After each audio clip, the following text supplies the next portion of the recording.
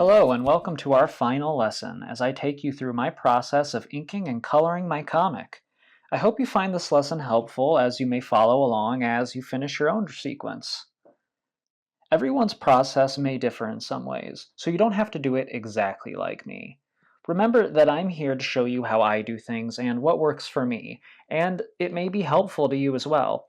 However, you may find an easier way of approaching something than I do, and if you do, go for it. What matters in the end is the drawing, not always how we get there.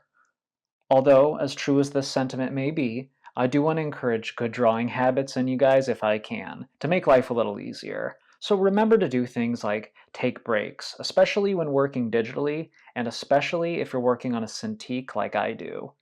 Inking your line art can sometimes be laborious and even tedious. And you'll want to give your eyes and neck a rest after staring at the bright screen for so long. Good habits will make you efficient in the long run, and your art won't suffer from exhaustion or burnout. So be kind to yourself. Your art won't suffer for you maintaining healthy work habits. Now, with that being said, let's get started. Now, typically, I like to do my inking before I color. So the first thing I want to do here is make a new layer for my ink lines. We'll just call it ink lines. Now I try to do less ink line layers if I can, because I simply don't like having too many layers to keep track of. But if your comic contains more than two characters in a panel at a time, or if they overlap at any point, I suggest maybe keeping certain characters on their own ink line layers, just in case you have to nudge them around a little. That's what I do with my background. My background line art is always separate from my character line art. That way, in case I have to nudge a character a little bit, it won't affect my finished line art for the background. Now, one of the first choices we may face when inking is what brush to use. Ultimately, the importance of a brush is much less than that of having a strong sense of form and good line art in general. No brush can save a poorly thought out drawing. However, different types of brushes may affect how you ink in subtle ways. No matter how many times an artist tells you, oh, just stick with the default hard round Photoshop brush, we know that a lot of these artists use custom settings for their brushes to make the brushes work best for them. At least assuming they do if they're like me. I always like to have little settings on the brush. For my comics, I typically like a nice clean brush that doesn't have too much aliasing. Aliasing refers to how soft, or I should say, how hard the edges of the stroke are in Photoshop. Anti-aliasing keeps the edges from looking too pixelated by surrounding it with gradually transparent pixels that soften the edges a bit. I'll show you a close-up example here with two different brushes. Right here is the default hard round Photoshop brush. Now if you look at it from here, it looks like a nice solid black stroke. But if I zoom in real close, you'll see there's a little layer of gray pixels just on the edge. Now we're going to compare this with one that is very aliased. We're going to go to my brush presets here.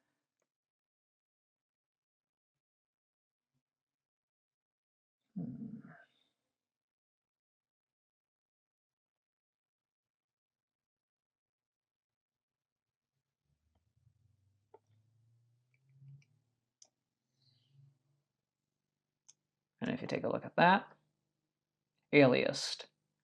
There are no gray pixels, it's just hard black on white. But the comparison is, it looks a little more pixely, a little grungier compared to this. So I like a little bit of anti-aliasing in my brush. Some brushes have a lot of texture, while some are very soft and smooth. I like a little bit of texture in mine to give it that classic ink feel. I like just a little bit of grit. With the Kyle Webster pack I've downloaded, I have numerous great brushes for inking. Probably too many, in fact. I have, smooth digital looking brushes to even like more painterly ones that look like pencils, like I use for my sketching here. For my inking a lot, I like to use this one here. It's just called Ultimate Rough Inking 2. And I don't know, I like it. It's clean enough, but it has a nice amount of just natural roughness to give it, a more natural ink feel without making it look too grungy. Now, this brush comes with certain preset settings. Up on the top here, you may see these little boxes here with percentages: opacity, flow, and smoothing. I'm going to turn this thingy off. I'm not entirely sure what this does, to be honest with you. It makes the initial mark spatter a little more, and I like to keep it cleaner. I couldn't tell you what it's called, but I'm going to focus on these for now. We'll start with flow.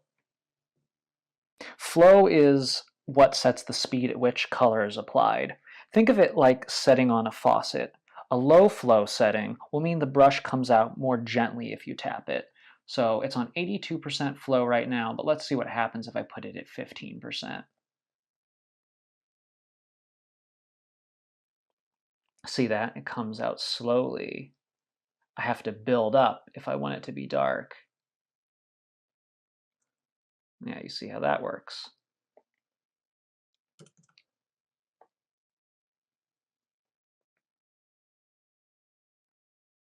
Now this is easy to mix up. Well, let's put that back. 80. Now this is easy to mix up with opacity here.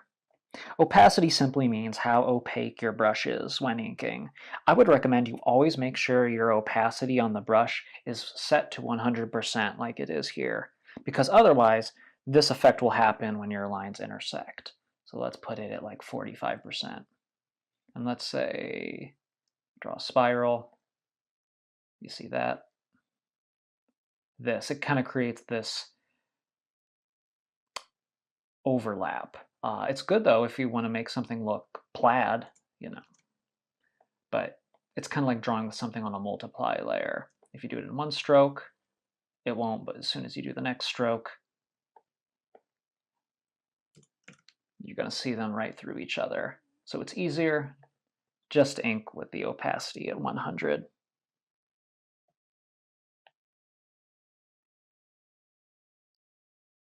Now, if you do want to lower your opacity, though, I suggest you do it over here on the Layers menu rather than the brush, because when you do it with the brush, you can also lose track of what color you're using. Excuse me. Then we have the smoothing option up here, and it's pretty neat. It's pretty much what it sounds like, though. If you have trouble making a nice steady brush stroke that looks smooth, let's say, you have something like that, what smoothing does is it kind of, well, it smooths out your stroke. Let's say I turn it up to 11. That's what I usually have it as. It makes your lines a little cleaner as opposed to no smoothing. No smoothing gets the more subtle little movements of your hands.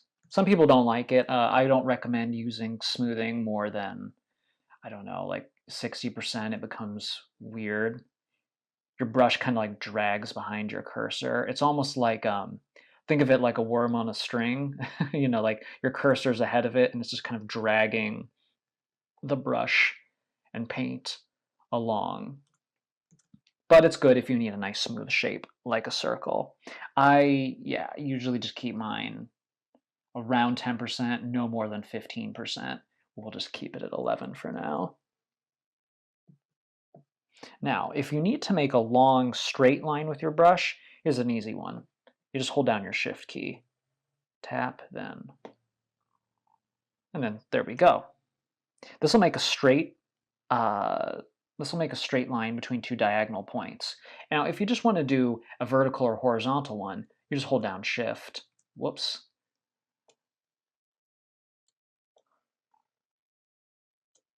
And there you go. It's that simple. However, if you need to make a stroke long and it's it's more of a specific shape or curve, and your brush strokes aren't doing it right, you can use a trick that I learned with the pen tool. Just go over a line with it. So let's say we're going to go over like the arm here. Let's lower that. So I got my pen tool here. We'll start by dropping my anchor point. I showed you a little bit how to do the pen tool already And if you remember, I showed you a bit how to do this in a previous video, but I'll show you again. We're going to go to our paths layer, make sure our brush is ready, shrink the cursor a little bit, and then this button right here will stroke the path with the brush. And there you go, you have a nice smooth curve. The only thing, however, is that you won't get any natural line variation this way. It creates a uniform line, so the line weight won't vary. Whereas if I do it with my brush, whoop, that's the thing with brushes, you'll see it kind of tapers off at the end and becomes thickest in the middle. So that's something to keep in mind. So since line weight is something good, I say try and use the pen tool trick sparingly. I think it'll make your work look too flat if you do it entirely.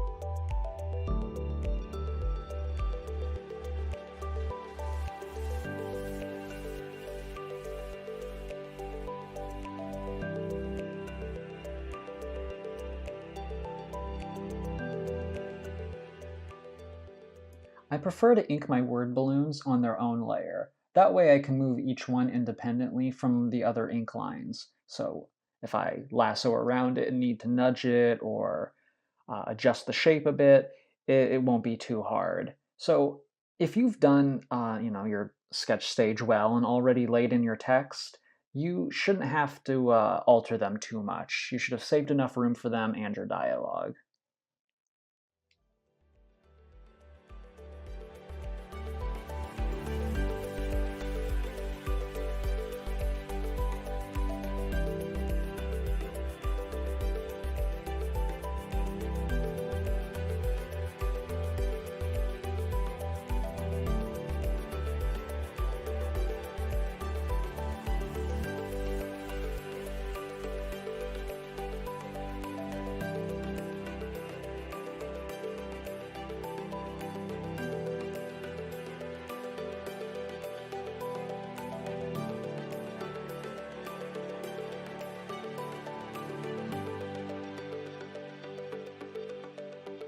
Now when your inking is finished, we can move on to the color.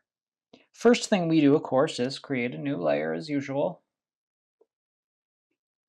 And we can name this color if you only plan on doing one layer of color, or you could call it flat color or figure color. I usually do my background color on a separate layer as well. We're going to put these color layers underneath the line art layer. So these are going to go underneath ink lines.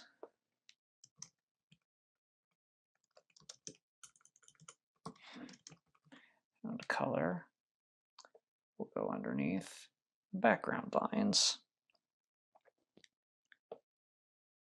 So I usually like to use a solid brush for coloring my comics. So I think I can stick with the same one I inked with, this one here. However, in some cases, like in my children's book, I used more of a watercolor one here.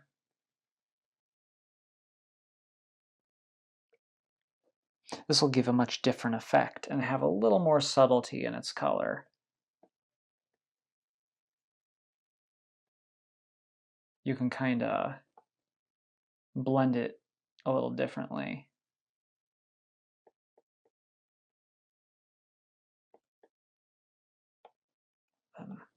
Let's try that.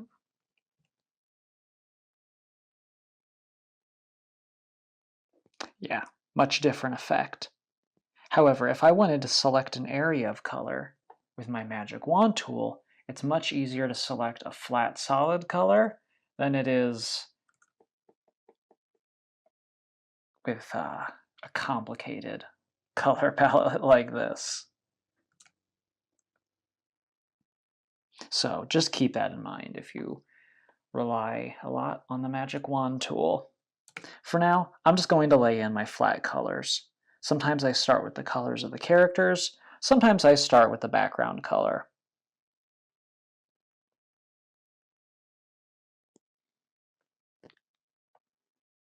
Now, when I start laying in my flat colors, I'm not too concerned about bleeding over the line work. We can always go back and clean that up later.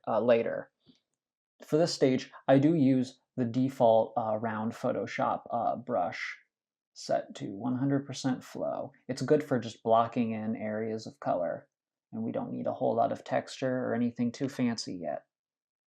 As you can see, I'm just laying this in manually, and it's going to take a while, so I'm not going to show you the entire process of me laying in the flat colors for the whole comic because the video would be way too long, even if it is sped up. But one useful tool to make the coloring go a little faster is the magnetic lasso tool. It's not perfect, but you see it up here on the toolbar. You can kind of trace inside your line work, and you just simply fill in the color. Again, it's not perfect. You may need to clean up the edges a little bit, but it's a good way to just quickly get in a big block of color into a kind of complex shape. Once your flat colors are in and looking good, you can choose to render them if you would like. And what I mean by render is add shading, lighting, and certain little effects and subtleties like that. Comics like mine typically aren't too highly rendered with lots of detail and shading, but a little suggestion of it may not hurt. Or let's say you have a character with a pattern in their clothes. For these things, I like to make use of a clipping mask.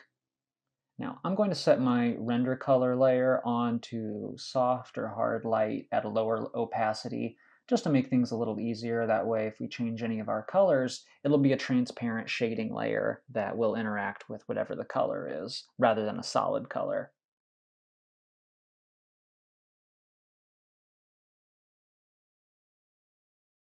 When the coloring is nice and cleaned up now, I move on to add my final touches. So the first thing I want to do here, above all the other layers, I'm going to create a new layer, and it's going to be my borders layer. Oops. Or ignore my bad spelling. All right, we're going to make sure we have the brush I like selected. Now, even though I have the borders around here, they're on my ink lines layer, and you'll see the reason I'd like to keep my panel borders on a separate layer. Yes, pen tool.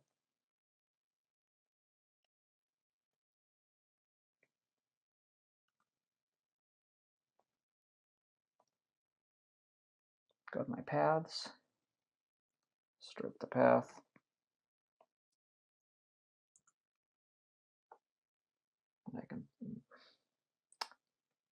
I can pretty much just duplicate that.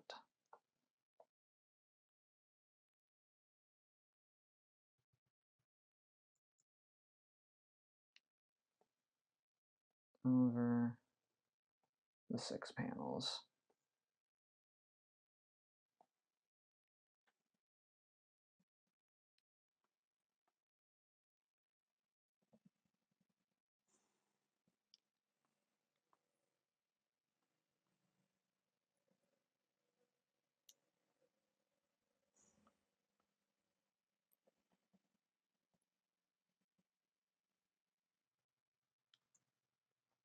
Okay. Now with those laid out, I'm going to select inside each of the border panels, panel borders I should say. I'm going to select inverse. And what I'm going to do is make sure, first of all, everything is visible. We want to make sure everything is cropped within the panels. So balloons, no overlap, inclines, no overlap. Don't need to worry about that color. No overlap. Background lines, no overlap. And there we go.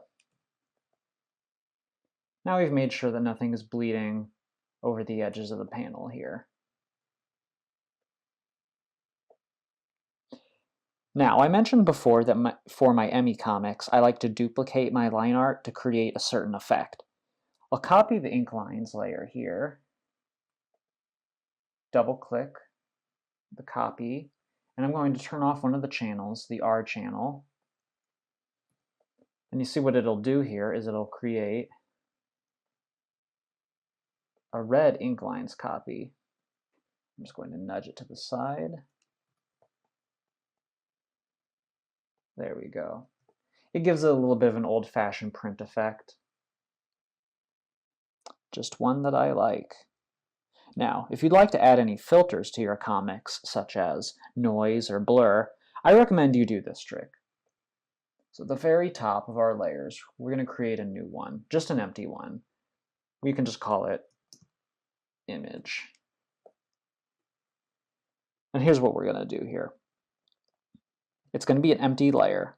I'm going to go up to the image menu. I'm going to go down to apply image right here. Everything looks good.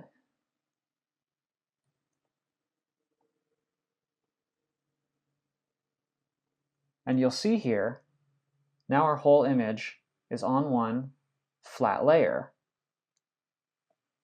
It's like a duplicate of everything that's visible. So make sure when you do this that you have everything you want to show up in your final comic visible. So double check your eyes and make sure that you don't have anything visible like your sketch lines that you don't want to show, because it'll show up in your image layer here. Now that we have our separate image, we can mess with it without irreversibly changing the original layers. So if you want to add noise or filters or adjust the colors here, you can go wild. So let's see if we want to adjust any colors. We're going to go to adjustments. Maybe let's look at our color balance. You have little sliders here you can mess with. I don't usually do this too much. I try to select my colors carefully as I can beforehand, but if you want to tweak anything, it's not a bad idea.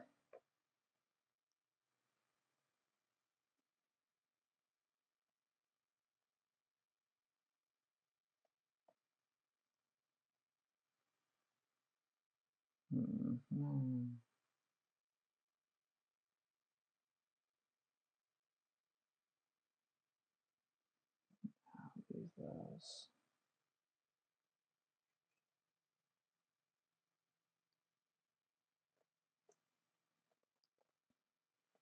And then you can compare the subtleties.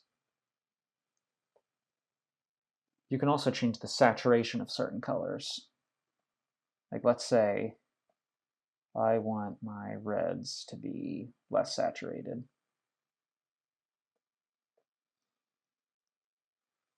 Now the purples and oranges, like you'll see with her, get more desaturated and gray, whereas if I turn it up, they're really bright.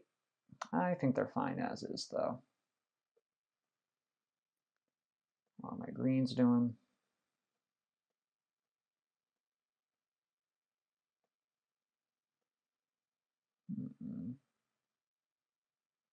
How about my yellows?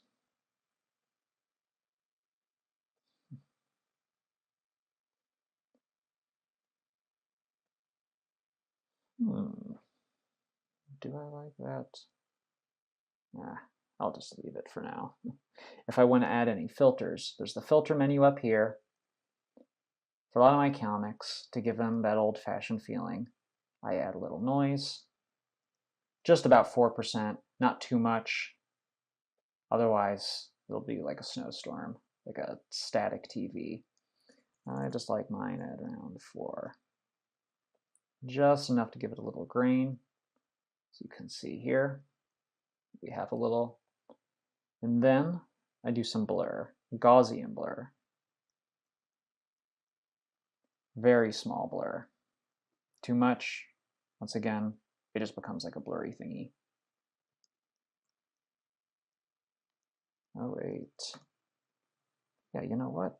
Let's move 07. Yeah. That's good.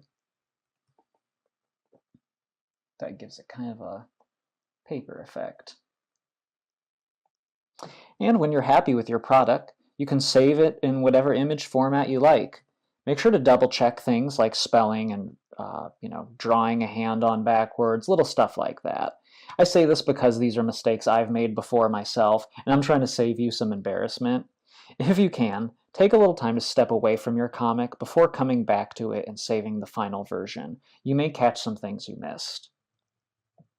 And now you can say you've created a comic or story sequence with your original character. Now we get to see them in action as they are brought to life by drawings that tell a story. I hope you're happy with your final result, and if you're not, don't be too hard on yourself or think you've failed to learn sufficiently. You might just need some more practice, or perhaps this scene wasn't right. I've been there myself. Remember that as artists, we never stop learning. I may be instructing you in this course, but there are many areas in which I'm still trying to improve, and I'm constantly on the lookout for new inspiration. The day we lose our sense of curiosity and desire to learn is when we stop growing as artists. So I want to congratulate you guys on sticking with this course and creating a completed scene with your own character. It's never as easy as we think it sounds, but that's all the more reason to be proud of yourself. I'll see you next time for one more video, just to say goodbye. Thanks, guys.